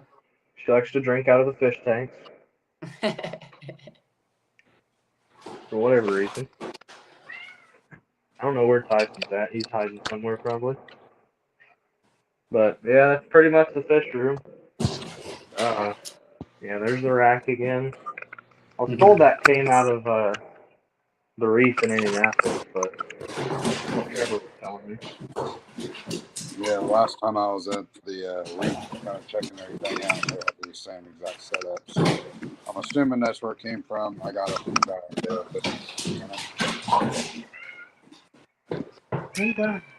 Well, fellas, firstly, let me say thank you for coming on. It sucks. John and Tyler were having internet problems. Yeah, I know. We We'll need have to to try get it them again with, sometime and yeah, we get need to them on get them here. with some better service. Maybe they could like come to your house, or Yeah. one come to each other's house. Soon enough. John at Trevor's and Tyler at Hopefully, once we get the store and stuff going. Yeah. Yeah, or once And we get the store for going, sure, hopefully once we'll have a little area set up to do this, and everybody can be there. Yeah, right, and that's once what you we'd tell like me to that do. you're officially I'd like to open, dedicate a I'm little gonna area come for like do a podcasts or something. right. I'm Oh, gonna come yeah. do a store tour as soon as you tell me you're officially open. So we'll definitely have that Oh, one yeah. too. Yep. Yeah, don't ever give up on your Yep, sure dreams. You thing. just gotta go out and get it. Very much so, John. Yep, I agree. Yep, that's what we're doing, man. I mean, we're just 4 guys with a big passion for fish, and would love to be able to share that with everybody else. Continue to share the knowledge and all the fun stuff that comes along with it. And I'm just fortunate enough to know them and be able to let you guys see. Yeah. At any rate, I need to go get some food. I'm hungry. Yeah. So I thank you very much. I don't know Oh, what yeah. this means to you guys, but it means a lot No, to this me is, that you yeah, guys this would means take a the lot to us time. too. I mean, just having, guys like Aquafunk and them, that's a great lead there for wholesale. So, Yep. yeah, I mean, Yeah. I love doing this kind of stuff because you never know what kind of connections you're going to make. And, with ADHD Aquatics there, potential to ship to her and use her as a test mule and stuff like that. That's part of it, is making connections and getting the word out there and spreading it as much as possible. So. Exactly. Well, everybody, for those of you who hung out the whole stream, thank you very much. That's thank awesome. you guys. For those of you that even came for a little bit and left, thank you. And most importantly, if you take the time to watch this after it goes live, you're the A team, man. That's what counts. That means so much. You took the time, even knowing that it wasn't live no more, to still see what we had to say. So if you get to this point in the video, thank you very much. Be sure to check out Casual Aquatics on Facebook and all platforms. Be sure to look up Something Fishy Aquatics. He's not on Facebook yet. Yeah, we are. We've got Facebook. Oh, yeah. Okay. Oh, not a group, but yeah, we have a page. We don't have a group, but we have a page, like a business page. So he has a page. Be sure to go like that. I know he's on Instagram. I don't know if he's on TikTok yet. Yeah. But just on all of your platforms, type in Something Fishy Aquatics. They're either going to be there or they're not. And also, Casual Aquatics is on every platform. So and again, I'll show you that's our logo again. So if you're searching for it, just that little powder blue gourami with our name on there. Yep. That's us. All right, guys. Have a great night. Thank you very much. You too. I'll be talking to you guys shortly after this anyhow. So thanks again. Yep. Take it easy. Yep. Yep.